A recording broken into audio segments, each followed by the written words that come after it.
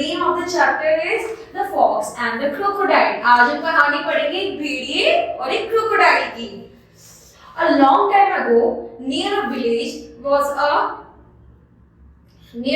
by a glittering lake, there lived a clever fox and his faithful friend crocodile. अब ये दोनों दोस्त हैं जो कि बहुत ही चालाक है और ये crocodile बहुत ही ज्यादा अच्छा है. The two friends meet every day in the shade of the oak tree by the lake to discuss how they could find enough food and another day.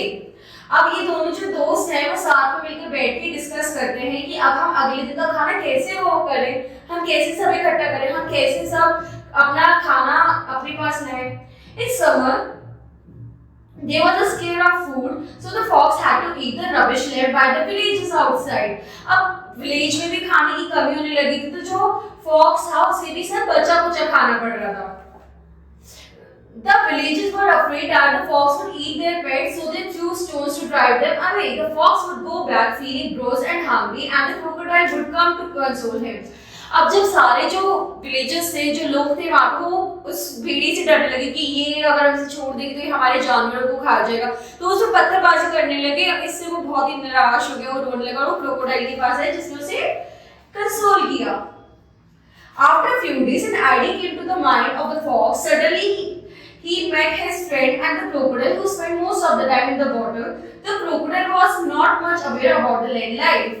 अब एक दिन उसे ख्याल आया, वो जल्दी से अपने दोस्त के पास है, लेकिन जो उसका दोस्त क्रोकोडाइल था उसे तो ज्यादा विलेजर्स और वहाँ की लाइफ के बारे में पता ही नहीं था. The fox said, "I have a brilliant idea. Let's grow our own food. We will grow some delicious crops." तो भेड़िए ने क्रोकोडाइल से कहा, एक काम करते हैं, हम अपना खाना खुद उगाते हैं, क्रॉप्स उगाएंगे, सब करके अपना खाना खुद उगाएंगे. That's a good idea. What that crop shall we grow? Asked the crocodile. Crocodile ने कहा कि बताओ, ये तो आइडिया अच्छा लग रहा है, बताओ हम कौन से क्रॉप्स उगाएं. We should grow some rice because it grows very small near water, so we could plant it close to your lake. Replied the fox. तो fox ने कहा कि हम चावल उगाते हैं, पानी के पास उगता है, तुम्हारे पास तो पानी है, तो हम यहीं पे चावल उगाने लगते हैं.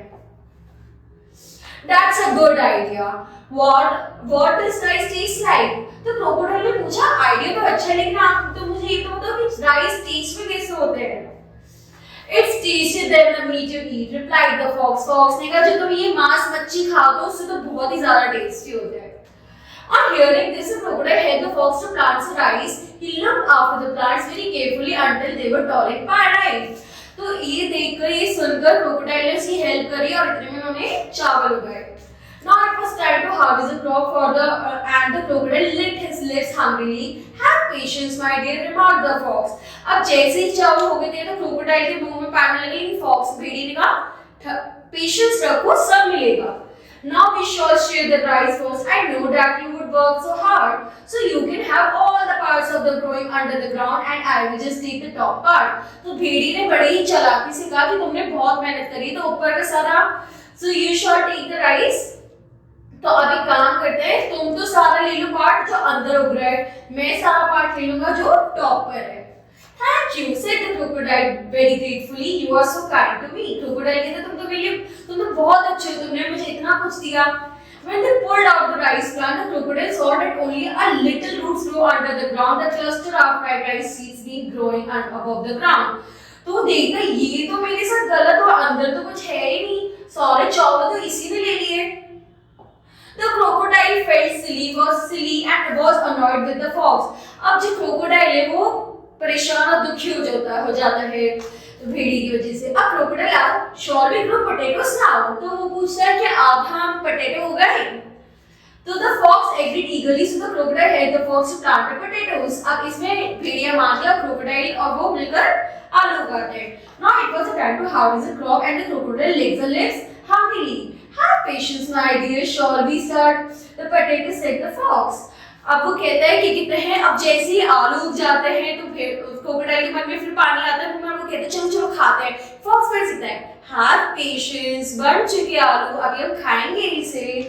All this time I will take all the top parts and you will write suggestions the crocodile. अब एक बार आपके पास देखा कि मैं सारा ऊपर का पार्ट ले लूंगा और बाकी का तुम ले लेना. अब cunning fox agreed in no time and said, after all I took the part that grew above the ground last time. तो उसने कहा, हाँ सही बात है, पहले मैंने ऐसे किया, इस बार तो मैं ऐसे कर लूं, मुझे कोई प्रॉब्लम नहीं है. When they pulled out the potato plant, the crocodile was surprised to see all the juicy potato which lay beneath the ground. He tasted the leaves, but the spat them from the one of the ones. और देखे सारे तो आलू अंदर हो गए, मुझे तो इस बार भी कुछ नहीं मिला. This time the fox could hardly contain his love. The crocodile felt stupid and cross. अब जो crocodile वो समझ जाता है भेड़िए की चालाकी कि मुझे इसने दोबारा डबल क्रॉस किया है. Again they grew a coconut and they were ready to have this. The fox said, "This is a coconut, tasty and smooth. So decide what part would you like to have, outside or inside?" अब वो पूछा तुम अंदर का खाना पसंद करोगे या बाहर का कोकोनट का? By this time the crocodile was absolutely in frustration.